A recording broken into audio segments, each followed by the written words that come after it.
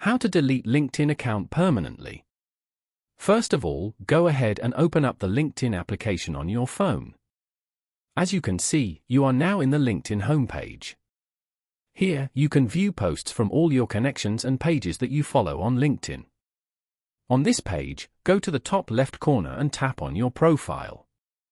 Now, tap on Settings at the bottom. Go to Account Preferences. Scroll down to the end and go to the Account Management section. Tap on Close Account. Here, tap on Continue to confirm that you want to close your account. You'll lose your connections, messages, endorsements, and recommendations.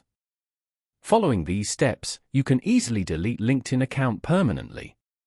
Thank you for watching. Please leave a like if this tutorial helped you, or leave a comment below if you have any questions related to the video.